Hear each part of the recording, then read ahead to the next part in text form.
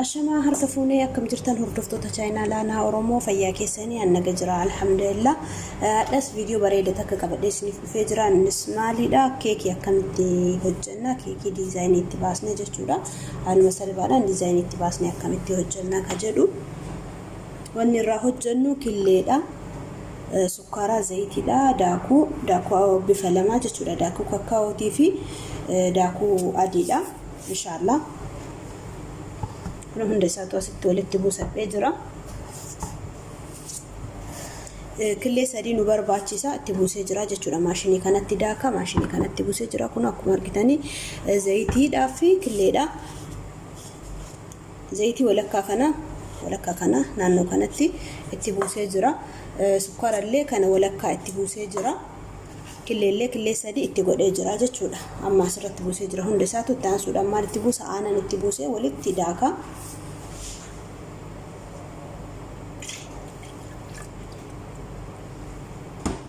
Hunda isaatu iyyuu kan walitti buuse kana hin daaka.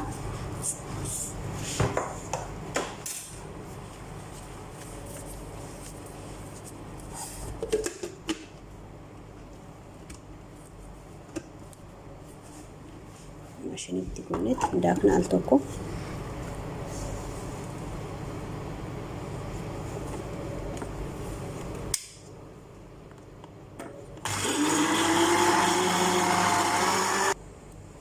Kuno daakne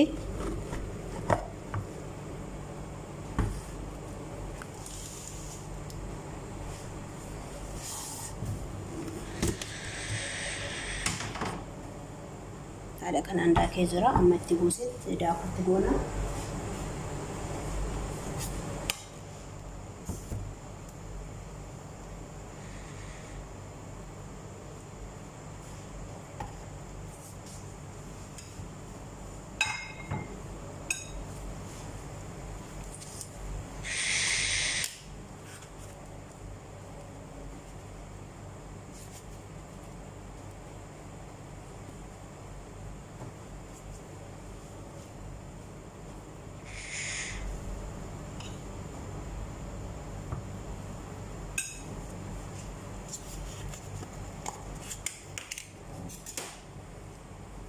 Baking powder xiqqishuu itti godhanna jechuudha.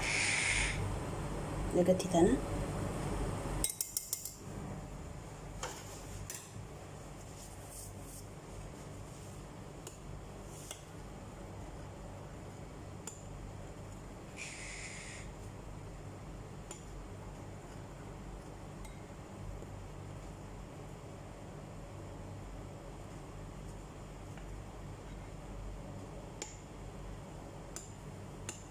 Xiqqeessine daakuu keenyatti buufanna.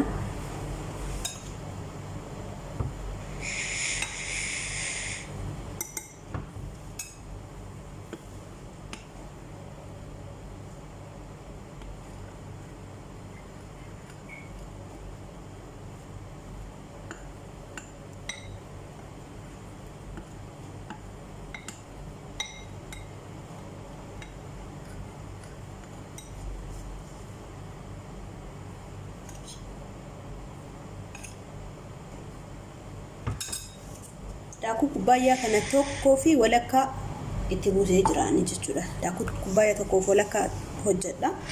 Isin dammoo haga isin gahu, haga isin barbaachisu isintu beeka.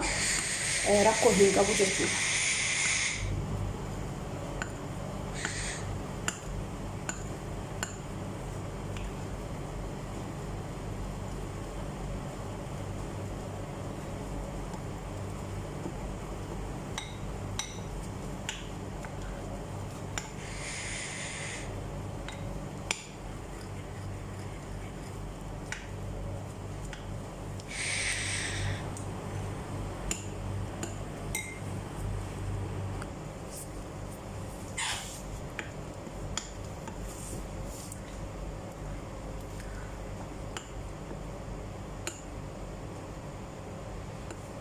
Amma xiqqoo irraa kara biraatitti sahanii addaatitti xiqqoo irraa qannasee daakuu kan itti maka. Maaliifuyyuu amma asirratti meeshaa kanneen ittiin buusu vanilla waan ittiin buusu daakuun kun ka chookoleetii waan hunda isaatuuf keessaa qabuuf jecha ittiin buusu jechuudha. Daakuun argitan kun waa hunda of keessaa qaba. Ittiin buusu kanuma addatti meeshaa baking powder, vanilla uumama kanatti buusa malee isa kanatti buusu inni kun waa hunda of keessaa kan qabate. Kaartoonii isaa isa kana. Kaartoonii isaa akkuma argitan isa kana waa hunda of keessaa qaba waan ta'eef isatti hin buusnu irraa addatti hirdifadha. Amma xiqqoo kanatti vanilla buusaa kanatti hin buusu jechuudha waa hunda of keessaa qaba waan ta'eef kun xiqqishoo xappitti godhanna jechuudha. Laqaadatti sun gaha xiqqishoo waan barbaachisaatti baay'isuu qabnu.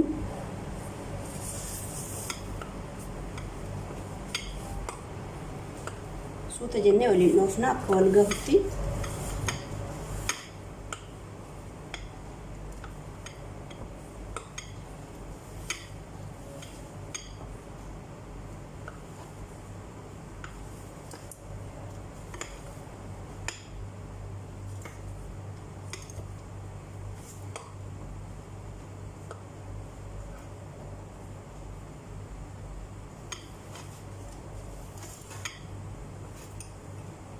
Kana qopheeffannee jirra amma kanatti buusna.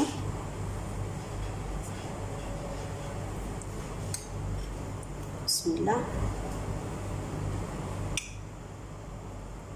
Aanan xiqqishuu itti buusna maaliif iyyuu daakuu daballee itti buusne waan ta'eef hin jabaataan harka jabaachuu hin qabu. Aanan suuta laalaa itti buusna.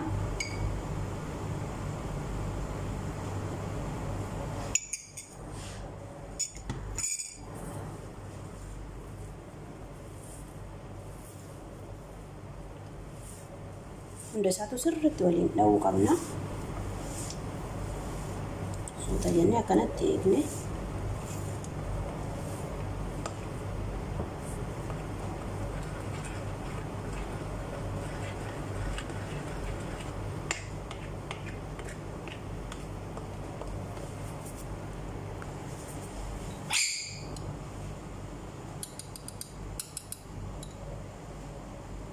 Argitanii buna daakamaa xiqqishuu itti goona buna kun. Yoo buna daakamaa hin qabaatiniin Nescafé itti godhachuu hin dandeettanii homaa rakkoon hin jiru. Xaamni isaa baay'ee tokko mi'aayaa jechuudha.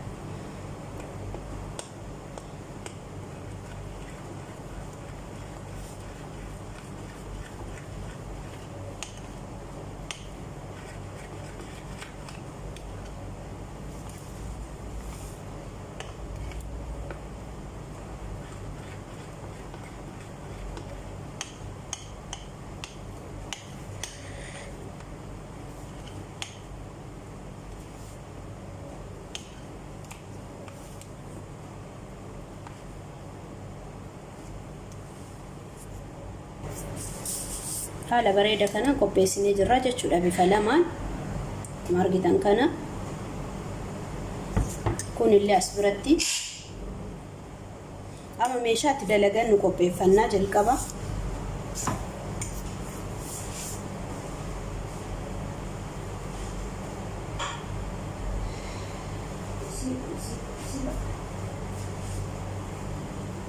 Kana meeshaa kanatti dalagadha. Keessa isaa bareechisee jira. Isa kana keessa keenyetti akka nu jalaa hin qabannellee hin gubannellee dhorka.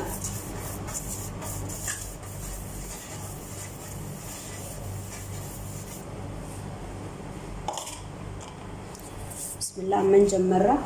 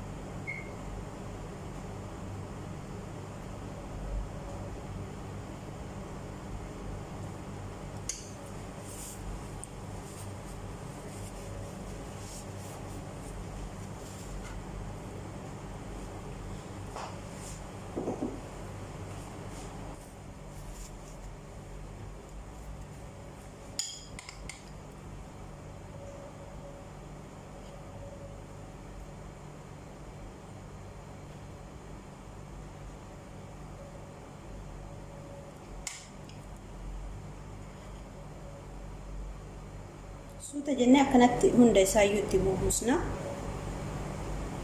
Akkasitti diizaayinii nuuf baasa.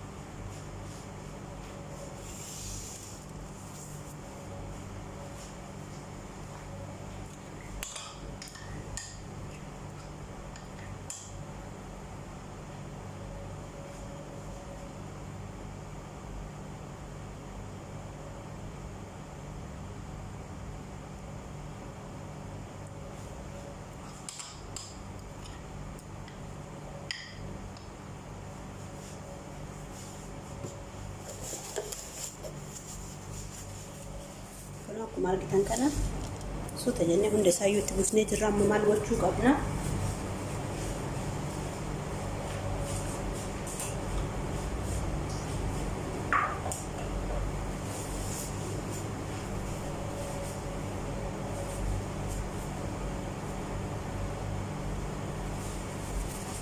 Amma kan hafe in argaa jirtanii isa kanaan sirreessinaa jechuudha. Bismillah.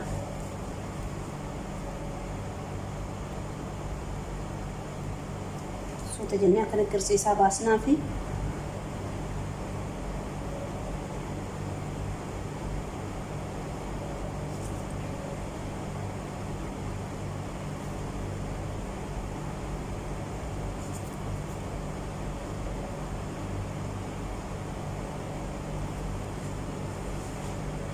argaa jirtanii haala kanaan qirtsiisaa baasnaa inshallah.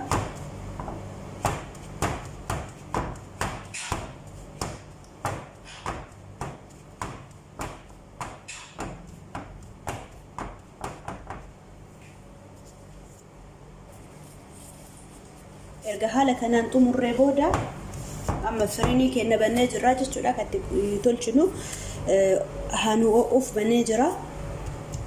Amma isa keessa kenna daqiiqa muraasaan booda walitti deebinee ilaalla.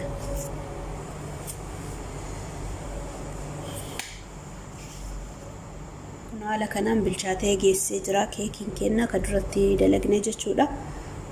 Akkuma argitan kana diizaayinii bareeda ta'ee bahee jira. Maluma salphaadhaan diizaayinii itti baasuu dandeenya. Waan takka waan dadhabbii fiduu hin qabu. Bismillah.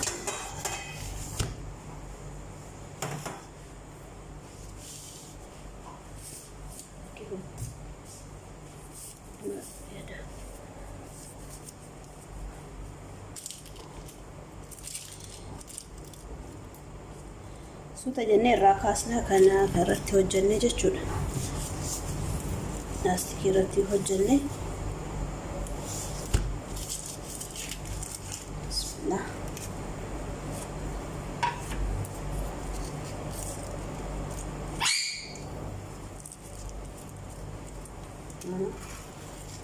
Maashaallah akkuma argitan kana bareeda. Duubni isaallee keekii sooftii ta'e hojjetame.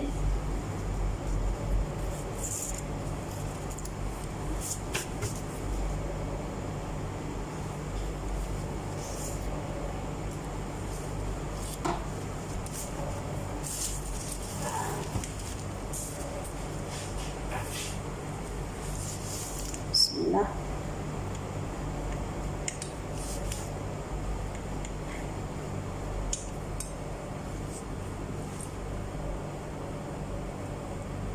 ho'aadha.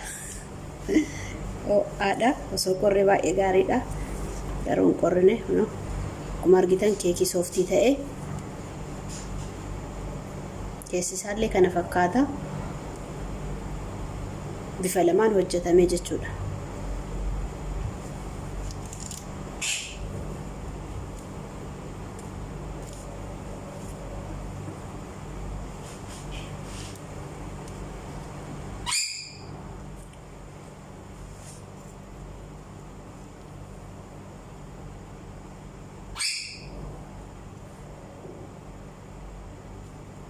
Haala salphaadhaan hojjetama. Akkanatti hojjennu mana keenya keessatti diizaayinii isaa akkatti bareedu argitanii. Baay'ee tokko salphaadha. Homaa waan ulfaatu hin qabu inshallah. Viidiyoo biraa qabadhee amma haga isiniif dhufuuf turtii gaarii.